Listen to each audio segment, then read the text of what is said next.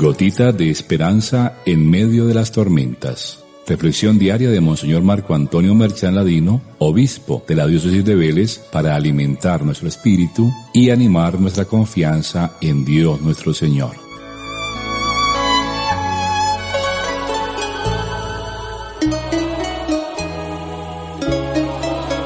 Reciban todo mi saludo en este tercer lunes del tiempo de Adviento. Hoy, los adversarios del Señor Jesús, esto es, los sacerdotes y los ancianos del pueblo, se acercan para protestarle por considerar que la autoridad con la que el Señor ha expulsado a los vendedores del templo y ha formulado un juicio sobre el mismo templo es totalmente ilegítima. Por eso le preguntan en nombre de quién o con qué autoridad actuaba de ese modo y había sentenciado sobre la relación del pueblo con Dios. Jesús entonces contraataca, pidiéndoles que se decidan en su postura sobre el bautismo de Juan. Les exige una alternativa clara y decidida, pues si quieren conocer su poder, necesitan primero escuchar a San Juan Bautista, que, como recordaremos, anunciaba la conversión, invitaba a reconocer la maldad de las propias acciones y las condiciones para pedir y obtener el perdón, y así prepararse para recibir al que era más fuerte que él. Si lo escucharan y si se reconocieran pecadores, privados de la gracia de Dios, estarían entonces ahora sí en condiciones de reconocer al Hijo del Hombre y seguramente no tendrían que estarle haciendo esas preguntas.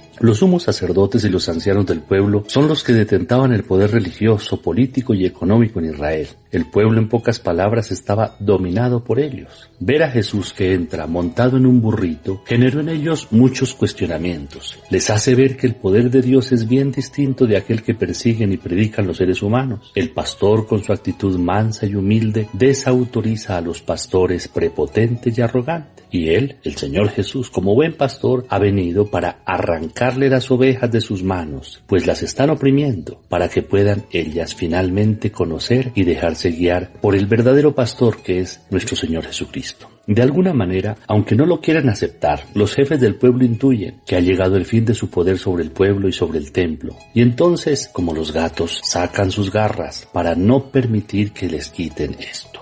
Además se comprueba que el poder de Jesús viene de Dios, mientras que el de ellos se pone en tela de juicio, pues de la manera como lo ejercen se sabe que no puede venir de Dios, sino que es falso y es perverso. Jesús responde a la pregunta con otra pregunta, no por pasarse de listo con ellos, sino porque una pregunta que se formula debe estar siempre en la posibilidad de ser cuestionada. De lo contrario no tendrá jamás una verdadera respuesta. La pregunta es sobre él, ¿de dónde venía el bautismo de Juan? ¿Si del cielo o de los hombres? Pregunta que en el fondo coloca sobre el tapete la cuestión sobre si Juan Bautista era un verdadero o un falso profeta, y si su palabra era palabra de Dios o simplemente palabra humana. Esta pregunta los pone en crisis, pues quieren justificar a toda costa sus privilegios, y lo que menos les interesa es reconocer que están en el error. Por eso sus razonamientos son, si decimos que las palabras de Juan vienen del cielo, se condenarían a sí mismos como injustos y caería todo el prestigio que tenían, quedando desnudos y sin con qué taparse ante todo el pueblo. Y si decían que venía de los hombres, estarían diciendo que Juan era un falso profeta y perderían el favor del pueblo que consideraba a Juan como un hombre de Dios. No les queda entonces sino una fórmula de escape. Tu respuesta entonces es, no lo sabemos.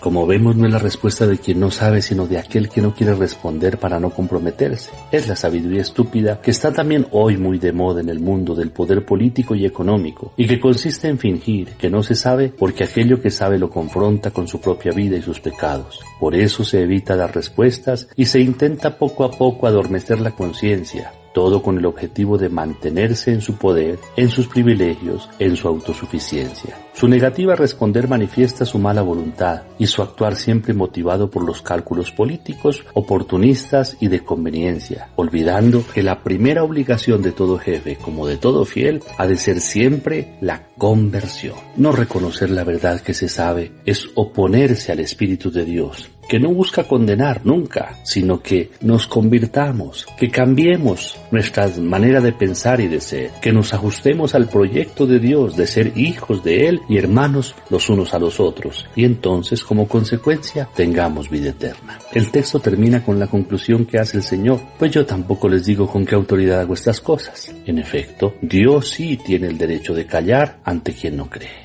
Demos gracias al Señor, que esta palabra nos permita hoy reflexionar y tomar decisiones sobre nuestra conversión en este tiempo de Adviento. El Señor esté con ustedes. La bendición de Dios Todopoderoso, Padre, Hijo y Espíritu Santo, descienda sobre ustedes y los acompañe siempre. Amén.